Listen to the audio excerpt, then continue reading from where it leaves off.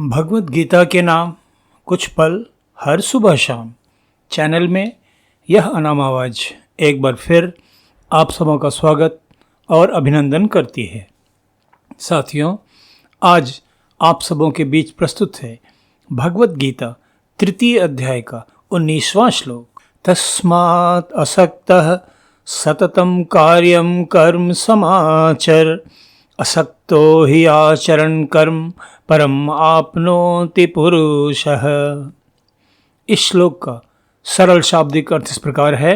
इसलिए हे अर्जुन, तू निरंतर आसक्ति से रहित होकर सदा कर्तव्य कर्म को भली भांति करता रह, क्योंकि आसक्ति से रहित होकर कर्म करता हुआ मनुष्य परमात्मा को प्राप्त हो जाता है।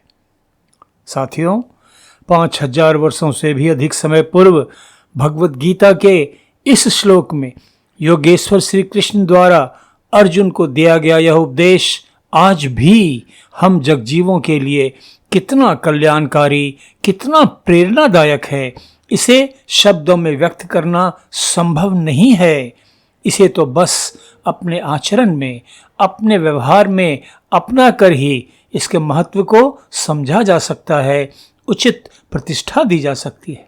अनासक्त भाव से आजीवन सतत कर्म करते रहने की यह प्रेरणा आज के तनाव, कुंठा, अशांति तथा मनोविकारों भरे युग में जी रहे हम साधारण मनुष्यों के जीवन में कितना बड़ा गुणात्मक परिवर्तन ला सकती है, यह तो गंभीरता पूर्वक विचार करने तथा आचरण में उतारने का विषय है।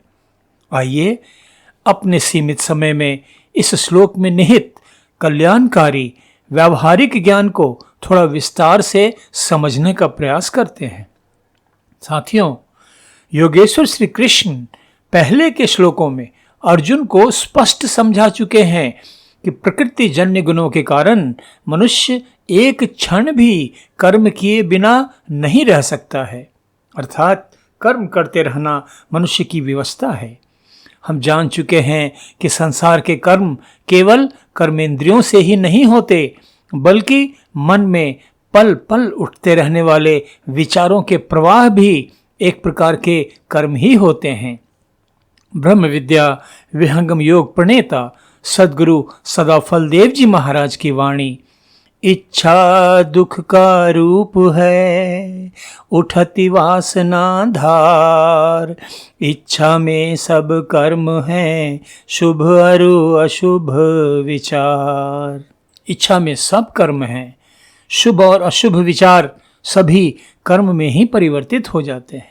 साथियों, हमने यह भी देखा कि हम संसारी जगजीवों द्वारा किए गए कर्मों में या किए जाने वाले कर्मों में फल प्राप्ति की इच्छा किसी न किसी रूप में जुड़ी ही रहती है। परमात्मा साक्षात्कार प्राप्त महापुरुषों की आप्तवाणी हमें ज्ञान देती है कि मनुष्यों में अपने द्वारा किए गए कर्मों का फल पाने की यह इच्छा ही बंधन का रूप ले लेती है, क्योंकि कर्मफल इसी जन्म में ही प्राप्त हो जाएंगे यह तो कहा नहीं जा सकता है। याद करिए योगेश्वर श्री कृष्ण की वाणी, कर्मण्येव अधिकारस्ते मां फलेषु कदाचन मां कर्म फल हेतु भूर्मा ते संगस्तु अकर्मणि। यही कारण है कि अपने द्वारा किए गए कर्मों का फल भोगने के लिए मनुष्य को इस संसार में विभिन्न योनियों में अनंत बार जन्म लेना पड़ता है, क्योंकि हम जगजीवों के मन में उठती रहने वाली इच्छाएं भी तो अनंत ही होती हैं, जिनमें अधिकांश तो अधूरी ही रह जाती हैं। साथियों, यह भी निश्चित नहीं होता कि अगला जन्म मनुष्य योनि में ही होगा। मनुष्य योनि में जन्म तो बड़े भाग्य से मिलता है। याद करिए संत तुलसीदास की वाणी, बड़े भाग मानुष तन पावा सुर दुर्लभ सब ग्रंथ ही गावा। साथियों, इस संसार के बारे में सभी ज्ञानी जन एक मत हैं कि यह संसार दुखमय है। भले ही हम अज्ञानी जगजीव इसी संसार में सुख खोजने में पूरा जीवन बिताकर अंत में इस संसार से खाली हाथ विदा हो जाते हैं। माया का बंधन इतना प्रबल है कि ज्ञान की बातें पढ़ सुनकर भी हम जगजीव चेत नहीं पाते। जन्म मृत्यु के दुष्चक्र में फंसकर 84 लाख योनियों में अनंत काल तक भटकते रहते हैं। साथियों, भगवत गीता तृतीय अध्याय का आरंभ ही अर्जुन के इस प्रश्न से होता है कि आप मुझे अपने परम प्रिय आत्मीय जनों से युद्ध करने जैसा भयंकर कर्म करने के लिए क्यों प्रेरित कर रहे हैं। अर्जुन की इसी दुविधा को दूर करने के लिए योगेश्वर श्री कृष्ण उसे कर्म योग ज्ञान के माध्यम से समझा रहे हैं कि संसार का कठिन से कठिन कर्तव्य कर्म भी जब अनासक्त भाव से किया जाता है तो मनुष्य उसके लिए न तो किसी पाप का भागी होता है और न ही कर्म फल के बंधन में फंसता है। यह ज्ञान हम जगजीवों के लिए भी आंखें खोलने वाला है। सांसारिक जीवन में कर्म करना तो अनिवार्य ही होता है। कर्म दो प्रकार से किए जा सकते हैं। एक प्रकार के कर्म में कर्ता अपने द्वारा किए गए कर्म से रागात्मक रूप से जुड़ा रहता है, कर्म फल की आशा रखता है। कर्म की सफलता और असफलता से उसकी दुख सुख की अनुभूतियां जुड़ी होती हैं। और कर्म करने के दूसरे प्रकार में मनुष्य अपने द्वारा किए जा रहे कर्म से कोई रागात्मक संबंध नहीं रखता है। उसे बस अपना कर्तव्य समझकर पूरी श्रद्धा, पूरे समर्पण भाव से पूरा करता है।